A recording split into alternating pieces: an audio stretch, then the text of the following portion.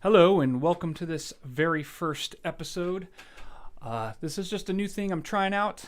I'm going to do this maybe every week or so for the next month. And if my subscription size doubles, then I'll keep doing it. If not, I'll do something else that doesn't work. So I'm just going to go over a few current topics. First thing I'm going to go over is we just had the Super Bowl where the team I don't know played another team I don't know, and one of them lost and one of them won. I'm not really into watching millionaires play with balls. I think I've got better stuff to do with my time. I'm not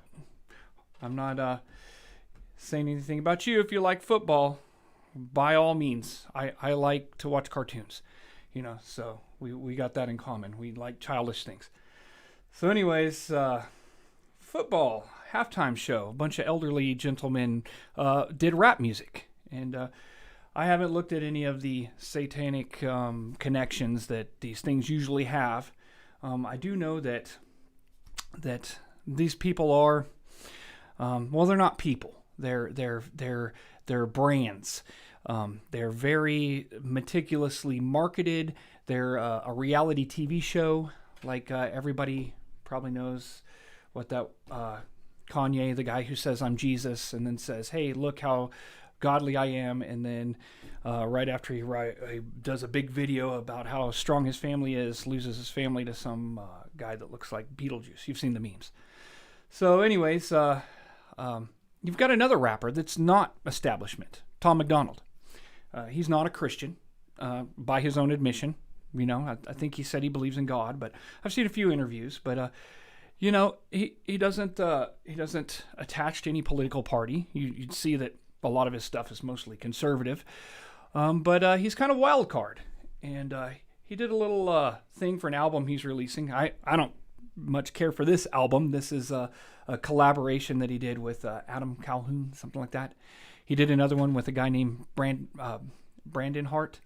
And his collaborations they do really good for his friends, but they're not his best videos. His best ones are when he talks about issues we're all thinking about, usually too afraid to talk about, like, woke politics and BLM and LGBT and all these different things. And he doesn't necessarily take a side on either of those either. But anyways, I'm going to play this little clip of what he did to promote this album.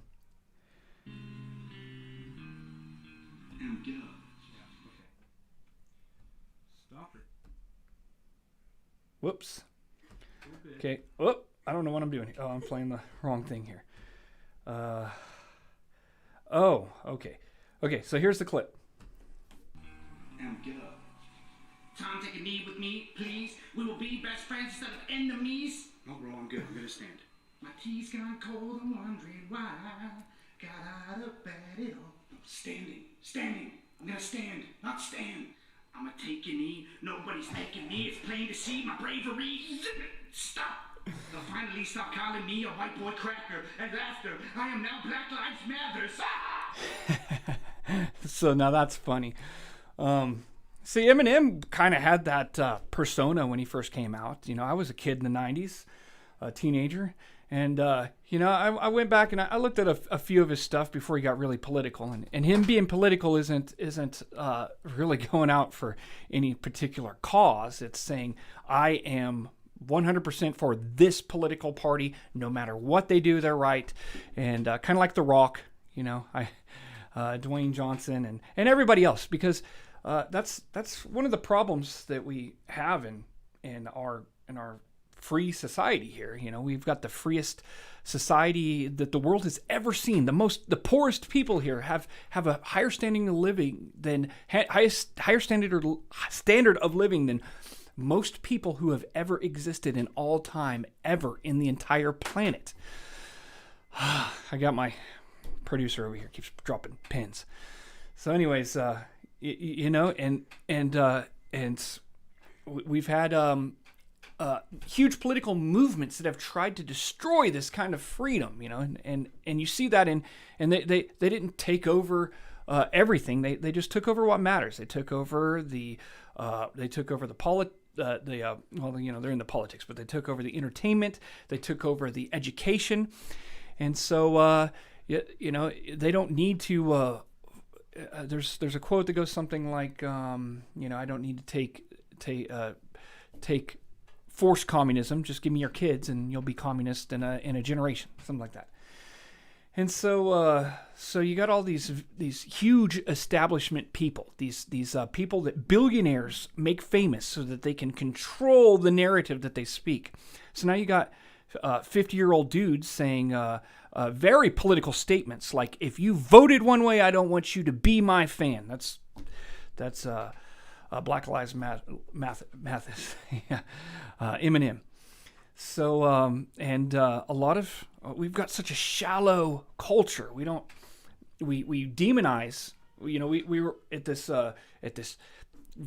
pinnacle of enlightenment, right? We've got so much information, so much freedom, so much little gadgets and gears, and where 90% of the population used to have to work most of their life for to provide food. Now only a small percentage of that happens, and the rest of you can go be psychiatrists and artists and all this great things that used to be be only the select and the people who just happen to make it big and little population, but usually nobility and aristocracy. I don't believe that Voltaire started out as a peasant and decided, hey, I'm gonna take my public school education and take out some student loans and go a little bit further. And anyways, what I'm getting at is these people have powerful, rich connections behind them. George Soros, everybody's heard of him, right? And they're not there to live their lives. They're there to be our demigods, to be our mythology. People are following these worthless reality TV show lives that most of them aren't even real, and they say whatever they have to say because that's how they got where they are. Where this guy Tom is making his own records and saying what he wants to say, and sometimes you don't like it. Sometimes I don't like it. Sometimes I think, hey, this guy's saying stuff I'm not brave enough to say at all. So I'm glad some people are hearing it and I don't have to say it. So so there's the what's going on in pop culture. What else is going on is we're going to Mars. Yeah, we're going to Mars soon. We got Elon making starships. You should see these animations of how easy they're going to make it. Out of Elon's own mouth. The first few trips are probably everybody's gonna die.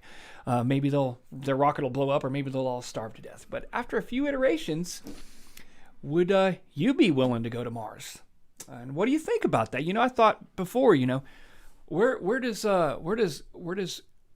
theology fit in traveling to other planets? I know some people think it's just not possible. It's not feasible. I know some people think it's a huge waste of money, and maybe it is. But hey, it's cool. It's really cool to fly to another planet, And what happens to your soul if you die on Mars? Well, I'm sure it doesn't get forgotten about. But would it be God created the Earth for mankind? Is it a sin to go to another planet? What do you think? If there's anybody that's watching this and going to comment, go ahead and comment on what do you think about the theological implications of going to another planet. A lot of crazy stuff going on right now. Don't have time to cover it. I'm going to keep all these short. This Tonga volcano, is that what it is? I don't think we've paid enough attention to this thing. This thing was massive. You seen the satellite image? I don't have it queued up here, but hey, I'm going to go ahead and go back and post-production do it. So watch this. Wow, I just pretended to see that. Yeah, that thing, volcanoes usually have impact on the climate. What do you think is going to happen in the next few years? You think this is going to slow down some of that global alarmist talk? What do you think Greta Thunberg thinks about this whole thing?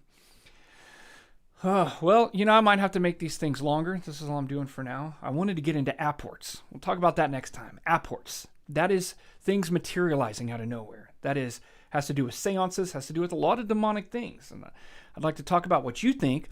happens? Is there things fall into this other dimension? Are they actually being pulled from one place to another? What happens if you have one in your house? Is it like playing with a Ouija board, or is it something you might want to have to just remind yourself that there's spiritual forces and they're real, and do you even think it's real? I think it's real. I think there's other dimensions. I think things come through. I think that's the whole UFO and alien phenomenon right there, is when you're talking about a demonic dimension and things are happening and people do see things. There's a reason why aliens are so much similar to the shadow people and the elves that people see on DMT, and the man in the hat that people see in sleep paralysis. I used to have sleep paralysis. Once I started living for God, I cast demons out. One night they attacked me. I'll tell that for another story. I'm going to end this right now. Thanks for watching. If you like this, subscribe, share it, because I'm only going to keep doing it if I get more subscribers. Thank you.